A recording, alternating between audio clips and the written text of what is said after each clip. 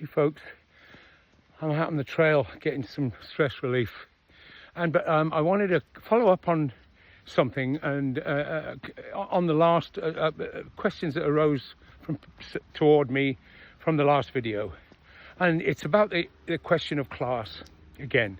If we look at the world not just as a mixture of peoples, just varying cultures and everything else, which it is, but look at society as classes. You know, it was much more easy to do that before capitalism because it was very clear. The class lines were very distinct. Capitalism's a little more complicated because we're free. If I don't like to work in from one capitalist, I can get up and go and try and find another one. But unless I become a capitalist myself, I've got to sell myself and my ability to work to the capitalist class. And if you look at the world like that, in classes, then everything becomes different. If you take, or you can understand why people and why behave the way they do.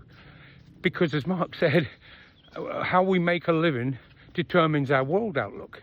So if you remember those two young black girls that tried to kick the two white guys out of a area in the USC, I think it was, and because this was their space, and they were no Biden, and you know who.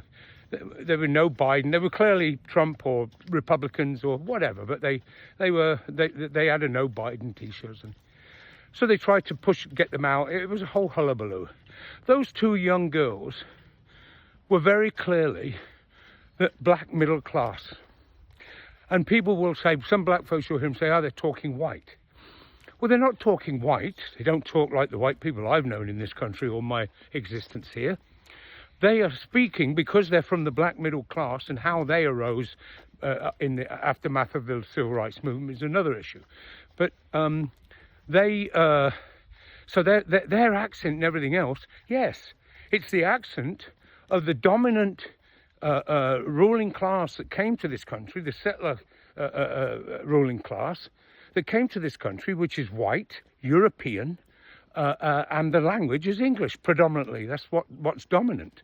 So they're speaking that acceptable middle class dialect of European colonialism, which is the upper classes of the European invaders. They're not speaking like Irish labourers, like labourers from Sheffield, or people that came from coal mines in Wales or Staffordshire, or the factories and workhouses of London, right? So this idea that they're speaking white, that's a trick. So they are members of the black petty bourgeois, the black middle class. And why are they so hostile? Black workers don't react like that. Black people have been on the other side of that divide, on the victim side. And my experience with them is they do not. They're very sympathetic, and black people are. They're very sympathetic, and so that's why they're like they do. Now, why is that? Why are the black petty bourgeois, and not just them, any other minority middle class, they are that way because they are weak in society when compared. I've got a bench. When compared to the white middle class. For obvious reasons, the black middle class couldn't develop. It had no money. Black people were completely marginalised. They weren't even educated and so forth. So you'd have a black community, and the doctor would live in it, and any that managed to achieve some sort of level, you know, they would be in that community. They weren't allowed anywhere else, you know, and so that's why they're so aggressive. Because they are a weak class. They want to increase their role in the pecking order. Their white colleagues, they're not really colleagues, but they're class colleagues. Their white colleagues are much more confident. They have links to the ruling class, to the bourgeois in this country. They've got a couple of centuries of a start on them. And the reason the black middle class rose was because of the civil rights movement. Because the white racist bosses in this country had to The civil rights movement was shaming in the United States. I remember it as a kid, watching dogs going after these people.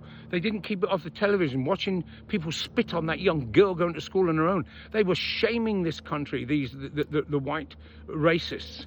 And so the white liberal bourgeois said, we got to do something here. So they opened some doors. In other words, the black workers, the youth, and the black civil rights movement forced the white bosses to say, we've got to get a buffer zone here. We got to show that there's a way out for some, you know, and that works perfectly well. That's the best way to govern. Create a middle class that can, and it's the decimation of the middle class that leads to fascism. You see, I mean, if you remember Yusuf Hawkins, people of my age, Yusuf Hawkins, who a white gang in Queens chased him. He ran over the freeway. I either beat him to death or he got hit by cars. I can't remember. He was killed. The black people came out, shut the subways down, and who did they drag out? A black mayor to calm things down. You know, look at me. You know, you can make it. You've got to work within the system. This is the role the middle classes play. That's why those girls are like that, and black petty bourgeois can be so nasty toward white workers. You know, black workers are much different. There's a class difference in how we see the world, how we think.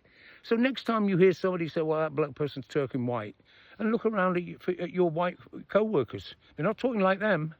They're talking like the white middle classes, of which English is their language, and that's a different thing.